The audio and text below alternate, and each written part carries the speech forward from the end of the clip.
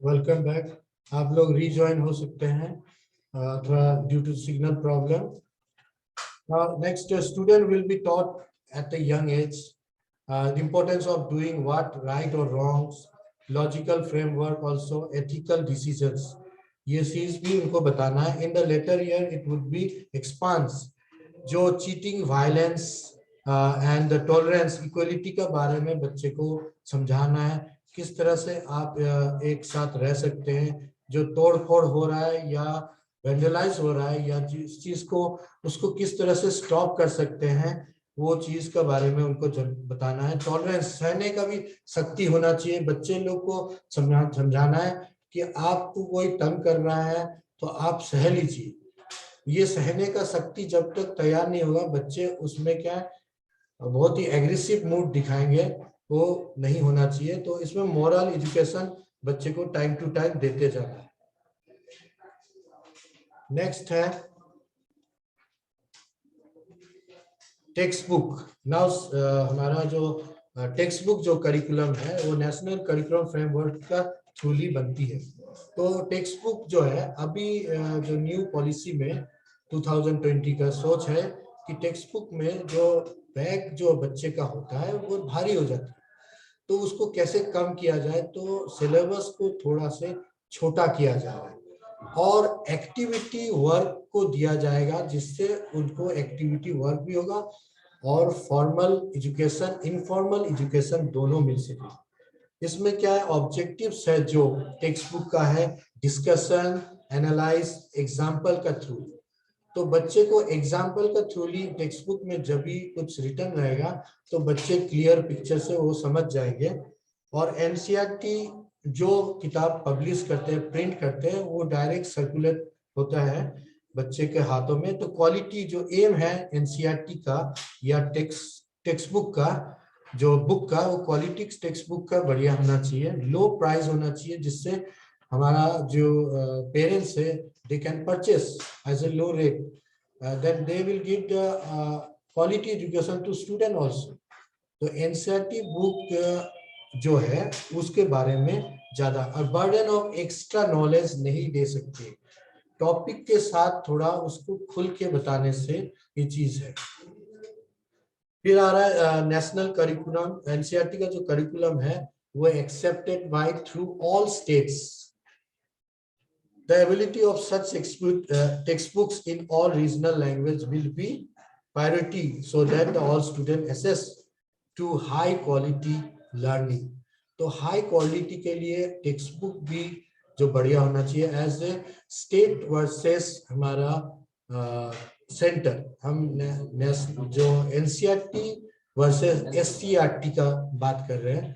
तो जो बुक का जो कोलैबोरेशन होगा या अंडरस्टैंडिंग होगा, ये बहुत म्यूचुअल होना चाहिए, जिससे नेशनल का जो नॉलेज है वो स्टेट को भी मिले और स्टेट का भी नॉलेज है वो सेंटर को भी, जो अदर स्टेट्स को भी मिले। All effort will be made to ensure the timely availability of text book in schools. तो text book time to time school में मिलनी चाहिए। लेट होने से बच्चे का ऊपर जो पढ़ाई का थोड़ा से प्रेशर पड़ता है, उनको परचेस करने में या टाइमली उनको सिलेबस कंप्लीट करने में बच्चे को भी दिक्कत होता है। और रिड्यूसिंग इन कंटेंट, मतलब इंडेक्स जिसको हम लोग बोलते हैं कंटेंट, उसमें जैसे कि 12 चैप्टर है तो उसमें 10 चैप्टर होने से 2 चैप्टर थोड़ा डिक्रीज किया गया, तो उसमें बच्चे को मदद मिलता है। तो इस तरह का भी नेशनल एजुकेशन पॉलिसी में सोचा हुआ है कि इसको कैसे इनिशियली इम्प्लीमेंट कर सकते। फिर एनसीईआरटी और एससीईआरटी जो स्कूल्स एजुकेटर्स है, इनको अब स्कूल का जो बैग्स है उनका वेट को नहीं बढ़ाना है, उसको थोड़ा कम करना है, जिससे जूनियर बच्चे लोग थोड़ा और प्रेशर से ना दब जाए, उनको पूरा फ्रीली वो पढ़ाई कर सके। फिर और पॉइंट है जिसमें text book should be local content and flavour. इसमें टेक्स्ट बुक में जो भी राज्य में जैसे स्टेट्स का होगा, तो एससीईआरटी जब भी प्रिंट करेगा, पब्लिश करेंगे जिस बुक में, उसमें लोकल जो इतिहास है, लोकल नॉलेज, लोकल प्रॉब्लम्स को दर्शाया जाना चाहिए, जिससे बच्चे पहले ही अपने स्टेट से ही वो नॉलेज गेन कर सके और वो वेरीफाई कर सके कि अदर स्टेट्स के साथ कंपेयर कर सके। कि हमारा स्टेट्स में क्या होती है, दूसरा स्टेट्स में क्या होती है। तो इस तरह का कंपैरिजन बहुत जरूरी है। फ्लेवर होना चाहिए। फ्लेवर जो है खुशबू, खुशबू अपने रूट से होती है, अपने राज्य से जो रूट्स है वो जानना जरूरी है। बच्चे को समझाना भी है कि हमारा पहले राज्य का इतिहास आप जानिए, उसके बाद आप अदर इतिहास जानिए, मगर अपने राज्य के बारे में जानिए। हमारा लोकेशन कहाँ है, कितनी दूरी में है, हमारा कैपिटल स्टेट्स जो है आपका, कितने प्रकार के आपके इंस्टीट्यूट होते हैं, ये चीज जरूरी। और रिविजिट एंड अपडेट 1 से 5 और 10 years, ये भी बातें बोला गया है कि हमारा जो सिलेबस है, बुक का सिलेबस कैन बी अपडेटेड। तो 5 to 10 years बोला गया है। तो इससे क्या होता है कि मॉडर्न टेक्नोलॉजी का साथ स्टूडेंट्स एंड टीचर्स कैन गो।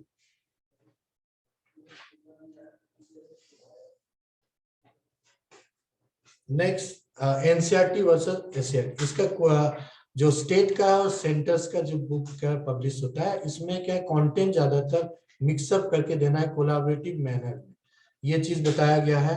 इसका बाद आ रहा है आपका सपोर्टेड फॉर गिफ्टेड स्टूडेंट, ये इंपॉर्टेंट टॉपिक।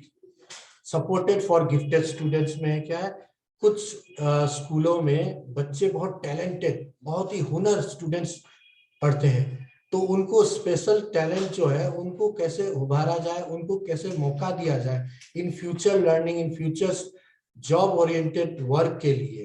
तो उनको प्रोत्साहन देना है, which must be discovered and neutralized, foster it, develop and interest।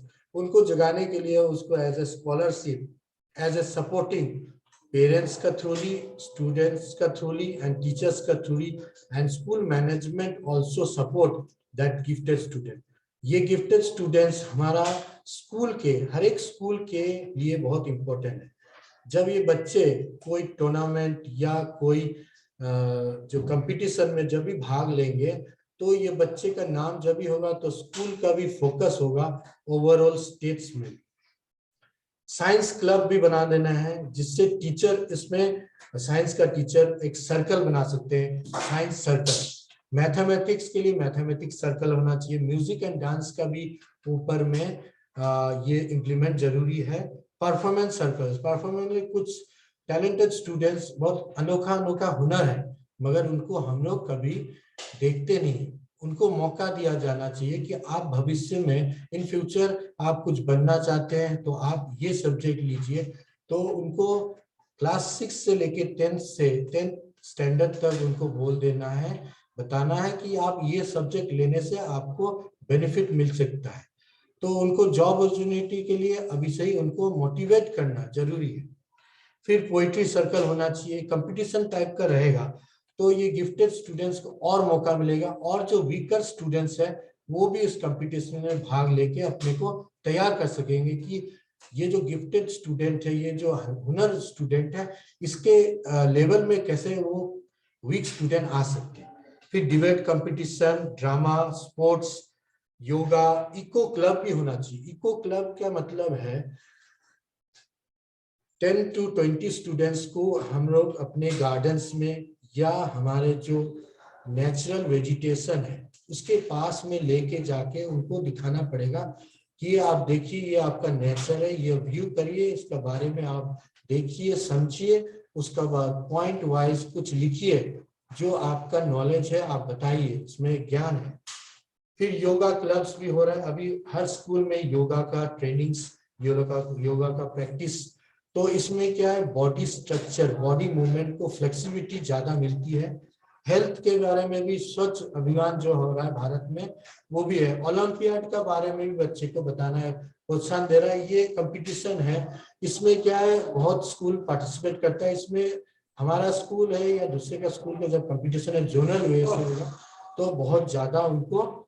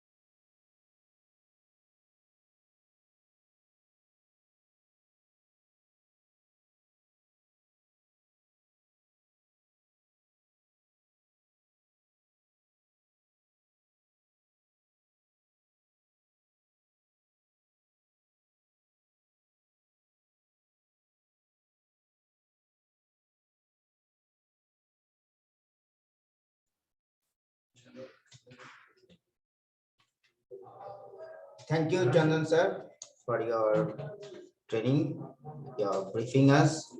Thank you, all of you, for sparing your time, and respected principal sir. Thank you for giving us this opportunity from time to time. The technical staffs, everyone, and we hope to have such in-house training on the same topic so that we can enrich our knowledge more. And I think most of us, if not, I think all of us have increased or have been enriched with knowledge, but we had idea about this policy which government has adopted. So once again, thank you, Mr.